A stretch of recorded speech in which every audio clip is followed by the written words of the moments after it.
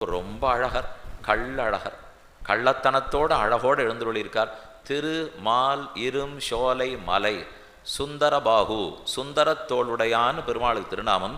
சுந்தராயத புஜம் பஜாமகே விரக்ஷண்டமயம் அத்ரி மாஸ்திதம் யத்ர சுப்ரதித நூபுராபகா தீர்த்தமத்தித பலப்பிரதம் விதுகு. கூரத்தாழ்வான் சாதிக்கிறார், சுந்தராயத புஜம் பஜாமகே, மூலமூர்த்திக்கு பரமசுவாமின்னு திருநாமம். 5 ஆயுதங்களையும் தரிச்சுருக்கார். கள்ளழகர், அழகர் மலை, திருமாலிருஞ்சோலமலை எல்லாம் அதே. மேலே கங்கா தீர்த்தம் ஓடி வர்றது, நூபுர கங்கைன்னு பேர். நூபுர கங்கையினுடைய தீர்த்தத்துக்கு கீழ் அடிவாரத்தில் நடுவில் சற்றே மலையில் ஏறி கள்ளழகப் பெருமாள் எழுந்தருளி உள்ளார். அவர் ஆஸ்தானம்தான் 91வது திவதேசம். அப்போ கள்ளழகருடைய ஆஸ்தானம். முதல்ல நூபுர கங்கா மகாத்மியம் சொல்கிறேன். திருவிக்கிரம பெருமான் உலகத்தை தாவி அளந்தான். அப்போது பிரம்மா சத்தியலோகத்தில் அந்த திருவடிக்கு தீர்த்தம்